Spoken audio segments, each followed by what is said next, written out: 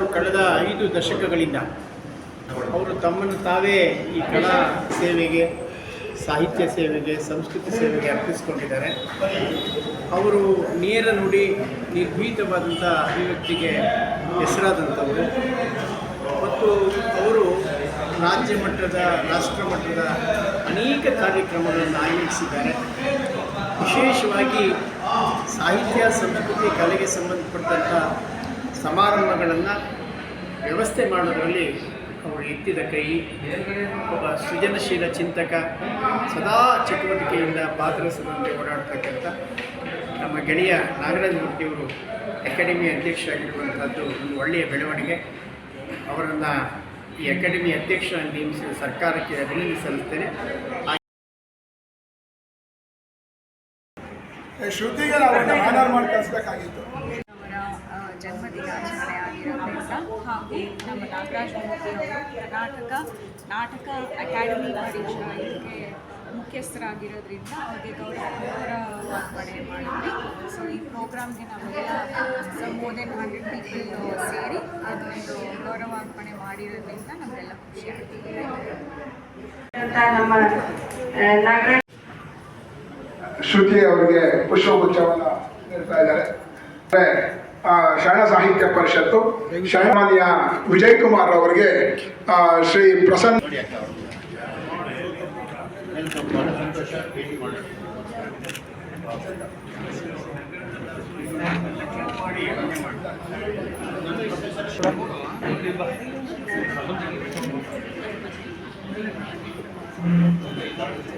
Okay ಅವ್ರು madam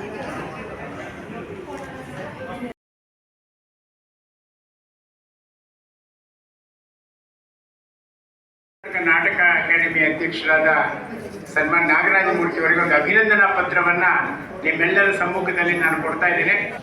sir ಈ ಕಡೆ ನೋಡಿದ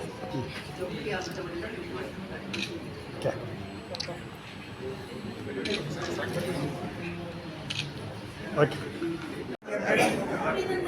ಕರ್ನಾಟಕ ನಾಟಕ ಅಕಾಡೆಮಿ ಅಧ್ಯಕ್ಷರಾಗಿ ಅಧಿಕಾರ ಸ್ವೀಕರಿಸಿದ ನಾಗರಾಜ ಮೂರ್ತಿಯವರಿಗೆ ಅಭಿನಂದಿಸ. ಸಾಹಿತ್ಯ, ಸಂಸ್ಕೃತಿ, ಕಲಾ ಪ್ರಪಂಚದಲ್ಲಿ ನೀವು ಒಬ್ಬ ಅಪರೂಪದ ಸಾಧಕರಾಗಿ ನಾಡಿನ ಕಲಾಭಿಮಾನಿಗಳ ಪ್ರೀತಿ ಗೌರವಕ್ಕೆ ಪಾತ್ರರಾಗಿದ್ದೀರಿ.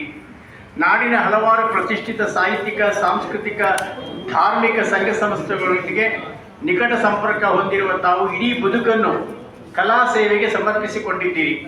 ನೇರ ಮತ್ತು ದಿಟ್ಟ ಚಿಂತನೆಗೆ ಮತ್ತು ಅಭಿವ್ಯಕ್ತಿಗೆ ಹೆಸರಾದ ನೀವು ಕನ್ನಡ ನಾಡಿನ ಸಾಹಿತ್ಯ, ಸಂಸ್ಕೃತಿ ಕ್ಷೇತ್ರಕ್ಕೆ ಕಳೆದ 4-5 ದಶಕಗಳಿಂದ ಅನುಪಮ ಸೇವೆ ಸಲ್ಲಿಸುತ್ತಾ ಬಂದಿದ್ದೀರಿ.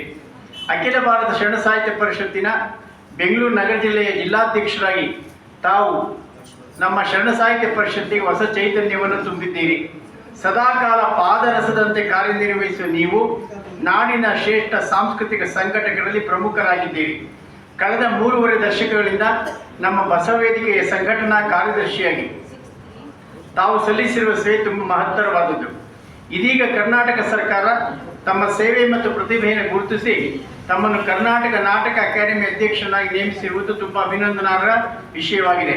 ತಮ್ಮಂತಹ ಕಲಾ ನೈಪುಣ್ಯವುಳ್ಳ ಹಿರಿಯ ರಂಗಕರ್ಮಿಗಳನ್ನು ಅಕಾಡೆಮಿ ಅಧ್ಯಕ್ಷನಾಗಿ ನೇಮಿಸಿರುವುದು ಅಕಾಡೆಮಿಯ ಸರ್ವಾಂಗೀಣ ವಿಕಾಸ ದಿಸೆಯಲ್ಲಿ ಸರ್ಕಾರ ಇಟ್ಟಿರುವ ಒಂದು ಮಹತ್ವದ ಹೆಜ್ಜೆಯಾಗಿದೆ.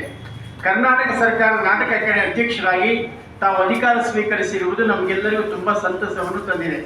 ತಮಗೆ ಅಖಿಲ ಭಾರತ ಶರಣ ಸಾಹಿತ್ಯ ಪರಿಷತ್ತಿನ ಪರವಾಗಿ ಹೃತ್ಪೂರ್ವಕ ಅಭಿನಂದನೆಗಳು. ತಮ್ಮ ಅವಧಿಯಲ್ಲಿ ನಾಟಕ ಅಕಾಡೆಮಿ ಹೆಚ್ಚು ಸಶಕ್ತವಾಗಿ, ಸೃಜನಶೀಲವಾಗಿ ಕಾರ್ಯನಿರ್ವಹಿಸುವಂತಾಗಲಿ ಎಂದು ಹಾರೈಸುತ್ತೇನೆ. ಇಂತಿ ತಮ್ಮ ವಿಶ್ವಾಸಿ, ಅಭಿಮಾನಿ, ಮಿತ್ರ ಸೋಮಶೇಖರ.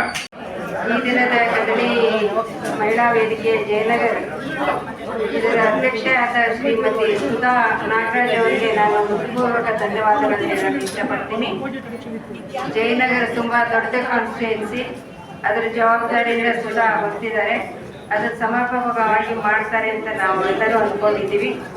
ಹಾಗೆ ನುಡಿದರೆ ಮುತ್ತಿನ ಹಾರದಂತಿರಬೇಕು ಎನ್ನುವ ಹಾಗೆ ಮುತ್ತಿನ ಹಾರದಂತೆ ಮಾತಾಡುವ ನಮ್ಮ ಅಧ್ಯಕ್ಷರು ಶರಣ ಸಾಹಿತ್ಯ ಪರಿಷತ್ತು ಹಾಗೂ ನಮ್ಮ ನಗರ ಜಿಲ್ಲಾ ಶರಣ ಸಾಹಿತ್ಯ ಪರಿಷತ್ತಿನ ಅಧ್ಯಕ್ಷರು ನಾಗರಾಜ ಮೂರ್ತಿಯವರು ಹಾಗೂ ವೇದಿಕೆ ಮೇಲೆ ಉಪಸ್ಥಿತರಿರುವ ಎಲ್ಲರಿಗೂ ನಾನು ಈ ದಿನದ ಧನ್ಯವಾದಗಳನ್ನು ಹೇಳ್ತೀನಿ.